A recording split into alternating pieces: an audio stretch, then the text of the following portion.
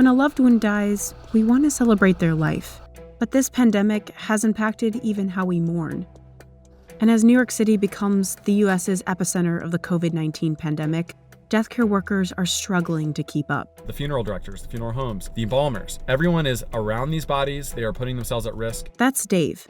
My name is Dave Mosher, and I'm a senior correspondent at Business Insider. I just left International Funeral Service of New York, which is located in Brooklyn, and they are handling probably the most COVID-19 deaths that are coming out of this pandemic. Dave followed death care workers for a day to see what their job is really like during the coronavirus outbreak. I wore a lot of personal protective equipment, or PPE, like a face mask, surgical gloves, and I also washed my hands and did other things to minimize my risk while reporting this assignment. He shadowed Pat Marmo, a funeral director and owner of 6 funeral homes in Brooklyn.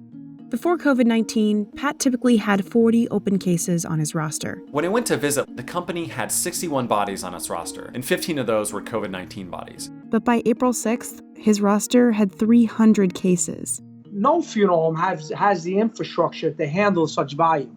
None. They only have so many people themselves. They only have so many transport vehicles. Phones ringing night and day. We're all overwhelmed.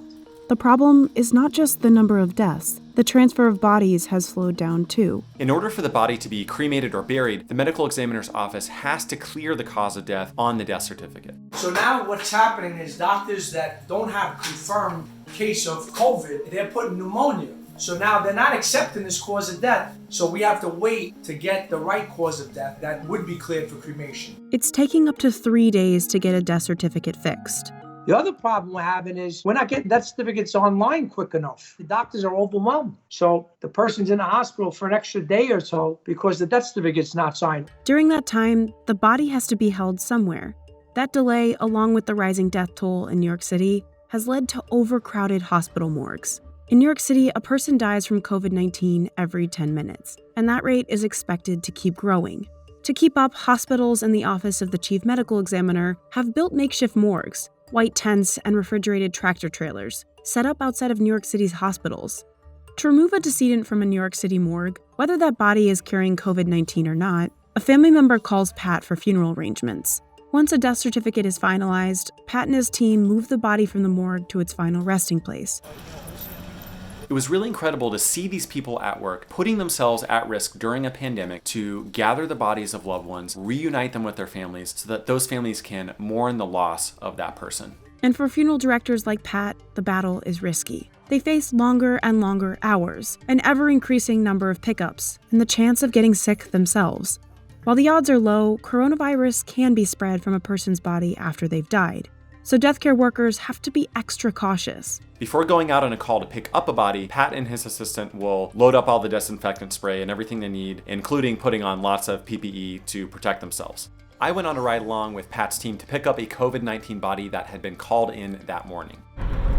While we were getting that body, 2 more COVID-19 bodies were called in from the same hospital. It's just extra work that we have to do, we have to cover. Once we arrived at the hospital, we all got a temperature check at the entrance to make sure that we didn't have a fever. We all put on our face masks and gloves, and Pat's assistant also put on a gown and a face shield because he was going to be working closest to the body. They go to the morgue and locate the body and spray down the bag with disinfectant spray, especially the zipper. And then they open the bag to verify the person's identity. I took a piece of cotton and I put some more of this chemical on it and I covered the mouth. This way, when I transported him, whatever he had in his lungs doesn't come out. Pat and his team then carefully load the gurney into the van and drive back to the funeral home, where the decedent is lowered downstairs to be embalmed. Well, at first, I'm like, nobody's going to embalm these cases. I'll do them. But they came on so strong that there's no way I could do it. I have some really good people that work for me. They came to me and said, listen, Pat, I'm willing to do them. We're willing to help you. Embalming is part of preparing the body for a funeral, and funeral services look different during the coronavirus crisis.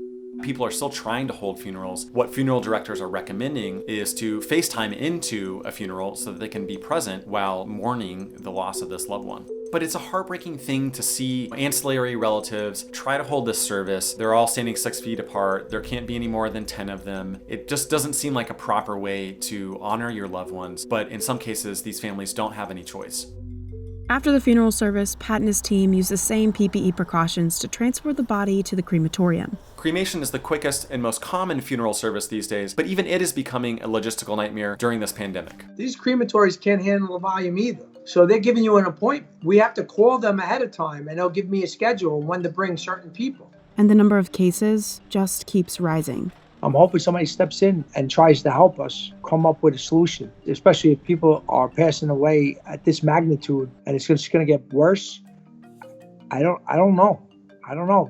Before I got home from this assignment, I took off all my clothes and I put on a brand new set. I disinfected all of my stuff, and then I took a very long shower with lots of soap when I did get home. And after that, I sort of just collapsed from emotional exhaustion. The reality of this pandemic sort of hit me at that point in a way that hadn't before. It just suddenly felt very, very real to me.